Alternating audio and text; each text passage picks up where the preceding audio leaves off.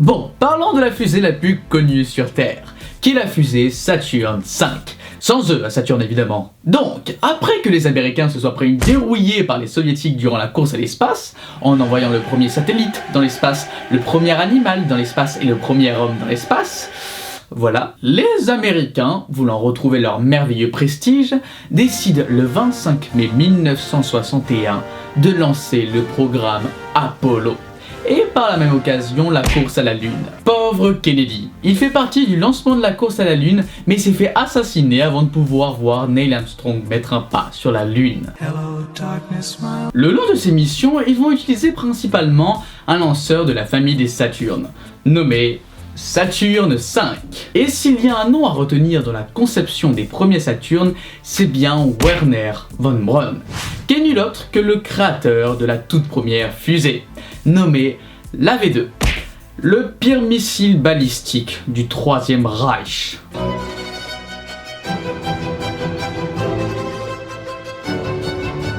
Avec son équipe, ils sont aussi les concepteurs des fusées Redstone, Jupiter et Saturne évidemment. À présent, faisons un court résumé du programme Apollo, de Apollo 1 jusqu'à Apollo 11. Même si la suite est très intéressante, on en parlera certainement dans une autre vidéo. Sinon, pour très mal commencer, Apollo 1 a été une véritable catastrophe. Cette mission n'a jamais eu lieu, tout simplement car il y a eu un incendie dans le module de commande. Malheureusement, les astronautes sont restés coincés dans le module et ont péri dans les flammes. Ce 27 janvier 1967, les astronautes Virgil Grissom, Roger Chaffee et Edward White sont morts à Cap Canaveral. Et au passage, Edward White est très connu pour être le premier américain à avoir réalisé une sortie extravéhiculaire. Il faut réellement avoir du courage. Ce que je n'ai pas. C'est triste, je sais. Car sinon, le premier homme à avoir réalisé une sortie extravéhiculaire est évidemment un soviétique, nommé Alexei Leonov, le 18 mars 1965.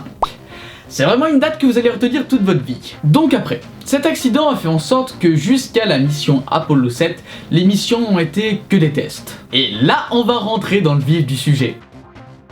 Apollo 7 a été la première mission Apollo à avoir transporté un équipage dans l'espace.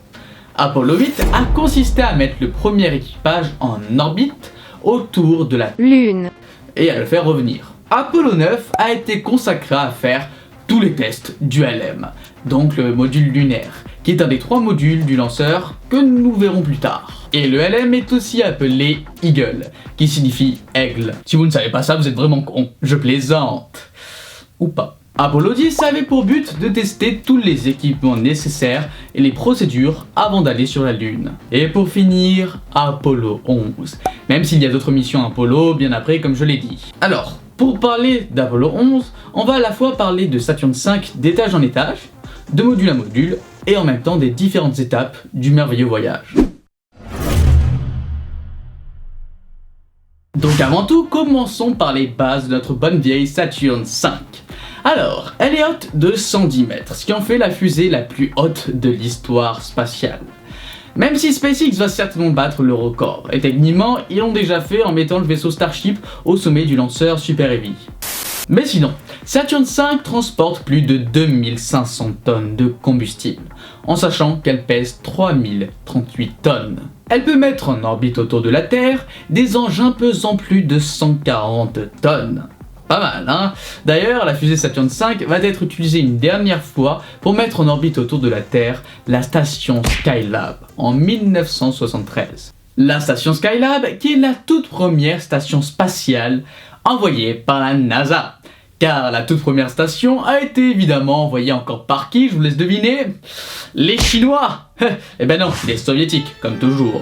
C'est la station Salyut 1, envoyée en 1971, qui n'a malheureusement pas une histoire toute rose. Bon, pour continuer dans la partie technique, nous devons évidemment parler du premier étage. Donc, le premier étage est nommé le S1C.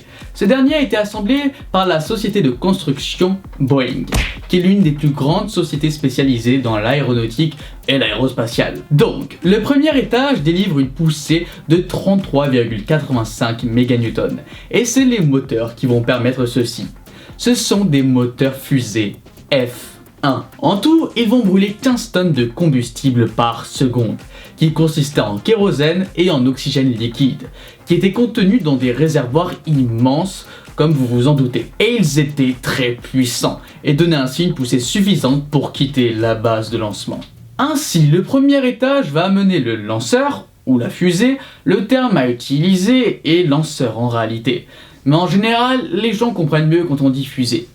Mais donc, je disais que le premier étage va amener le lanceur à 62,5 km d'altitude. Et donc, le premier étage va se détacher pour laisser place au moteur fusée du deuxième étage. Le second étage est nommé le S2. Évidemment, il est moins puissant que le premier étage. Contrairement au premier étage, le second étage est composé de moteurs J2 qui vont propulser de la vapeur d'eau. Dans la couche supérieure de l'atmosphère, le second étage va être pratique pour donc atteindre l'espace. Et c'est encore 5 moteurs, donc là les moteurs J2 si vous avez bien écouté, qui vont amener le reste de la fusée à 184 km d'altitude, avec une poussée de 500 tonnes. Et à présent, c'est au tour du deuxième étage de se détacher, qui va laisser place au moteur fusée du troisième étage. Le troisième étage est lui aussi composé de moteurs J2. Sauf que là, il n'y en a qu'un seul. Cet étage se nomme le S4B, et cet étage va s'enclencher 2 fois. La première pour s'insérer en orbite, et la deuxième pour se placer sur la trajectoire de la Lune, et ainsi envoyer nos modules à la conquête de la Lune. Et pour dire, l'ensemble des modules se nomme la cabine. Alors, la cabine Apollo est constituée de 3 modules. Le module de commande, le module de service et le module lunaire. Ces 3 modules se situent donc tout en haut des 3 étages dont nous avons parlé. Mais au plus haut du lanceur se situe la fusée de sauvetage, nommée LES. Son but va être d'éjecter l'équipage qui se situe dans le module de commande lors du décollage s'il y a le moindre problème ou dysfonctionnement. Évidemment, la tour ne reste pas le long de la mission, et normalement, dès que le S2, donc le second étage, prend la relève, la fusée de sauvetage va se larguer grâce à 2 moteurs de séparation. Donc à présent, nous sommes en direction de la Lune, et il ne reste plus que la cabine, donc les 3 modules. Mais avant de continuer, parlons quand même de l'équipage qui compose Apollo 11. Donc, les astronautes sont 3. Il y a Michael Collins, qui est malheureusement mort en 2021, Edwin ou Buzz Aldrin, qui va être le 2e homme à poser un pas sur la Lune et qui est encore vivant actuellement, et pour finir, nous avons le commandant Neil Armstrong, qui va être le 1er homme à poser un pas sur la Lune. Donc voilà pour l'essentiel à savoir sur cet équipage. Maintenant, revenons à nos modules. Pour aller sur la Lune, il ne fallait prendre que le module lunaire. Mais évidemment, on ne va pas laisser le module de commande et le module de service comme ça. Donc, il fallait qu'un astronaute reste dans les modules. Et cet astronaute a été Michael Collins, qui est le seul membre de l'équipage d'Apollo 11 à n'avoir mis aucun pas sur la Lune. Car en tant que pilote du module de commande et de service, il était de son devoir de rester en orbite autour de notre satellite naturel. Et d'ailleurs, devant rester en orbite autour de la Lune, pendant 48 minutes, il a perdu toute communication avec ses coéquipiers ainsi que la NASA. Et pendant que ses amis allaient marcher sur la Lune, lui était derrière la face cachée de la Lune. Et pendant que tous les humains sur Terre regardaient Neil Armstrong mettre le premier pas, lui était le seul à ne pas voir son coéquipier réaliser le résultat de la plus grande aventure humaine. Voilà pour notre pauvre Michael Collins. Donc à présent, retournons avec le module lunaire, alias le LM, alias Eagle. À partir du moment où Neil Armstrong et Edwin Aldrin vont se poser sur la Lune, 3 grandes phrases vont être dites. En atterrissant, il va y avoir la fameuse phrase « L'aigle s'est posé », car le LM s'appelait Eagle. donc aigle. Donc voilà, nous avons Neil et Edwin qui ont un nid dans la mer de la tranquillité. Et nous avons cette petite maquette qui résume bien la scène. Après, vous connaissez la suite. Neil Armstrong pose le premier pas sur la Lune et dit « C'est un petit pas pour l'homme, mais un bond de géant pour l'humanité. » Et après, il pose le drapeau. Donc voilà, après avoir terminé leur mission, les astronautes remontent dans le LM, et la partie supérieure, se nommant l'étage de remontée, va se séparer de la partie inférieure, et il va décoller. Et la partie inférieure va rester sur la Lune. La partie supérieure va ensuite être réceptionnée en orbite autour de la Lune par Michael Collins, dans le module de commande et de service, et tous les trois vont retourner ainsi sur Terre. Avant la rentrée dans l'atmosphère terrestre, les modules vont se séparer et il ne va rester que le module de commande, avec lequel ils vont tous les trois amérir dans l'océan Pacifique. Et encore une fois, il y a une petite maquette qui résume bien les faits. Voici la fin de la merveilleuse mission Apollo 11, où l'homme a marché pour la première fois sur la Lune le 21 juillet 1969. Maintenant, il n'y a plus qu'à espérer que Thomas Pesquet lui aussi va marcher sur la Lune.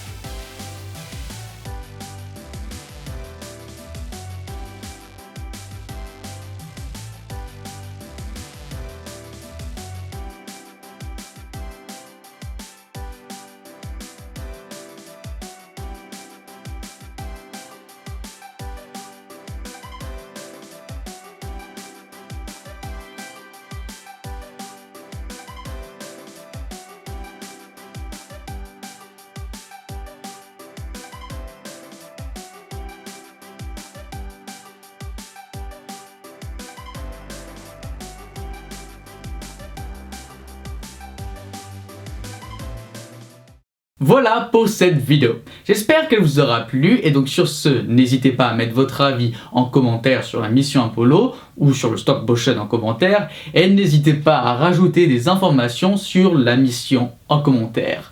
Donc si vous voulez, vous pouvez liker la vidéo et vous abonner, ça fera énormément plaisir et moi je n'ai plus qu'à vous dire de ne surtout pas oublier que la science est le futur.